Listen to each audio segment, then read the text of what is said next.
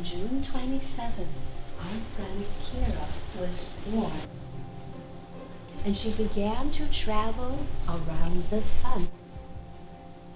Now, when a baby is born, a baby can't talk, a baby can't walk, but every day babies grow.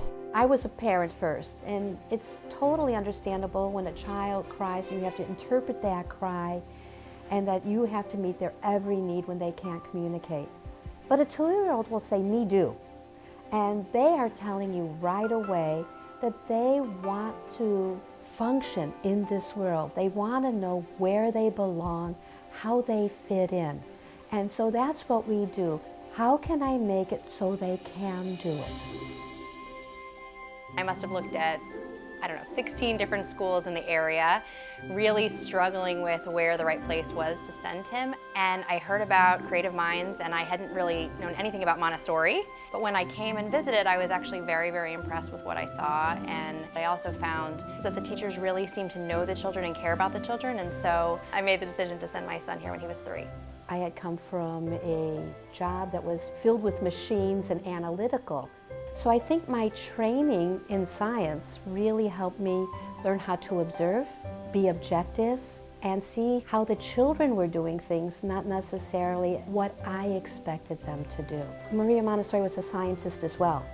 Her curriculum developed from the children, watching what they were doing, and then you start adding layers. I set up a meeting with Miss Sally, and I'm looking around at this stuff and I'm thinking, what is all this stuff? And how do the kids learn from it? It was almost like a magic show. But to see all of these kids working in this environment so efficiently and so nicely, I was amazed. Mixed-age classroom is an essential component to Montessori education. How I explain it, it's very much like a family. Older children will start helping the younger children. There's an inner developmental drive that a child is born with, and it's our job to give them an enriched environment in materials that teach these abstract concepts. I was 2.5 years old when we started with Miss Sally.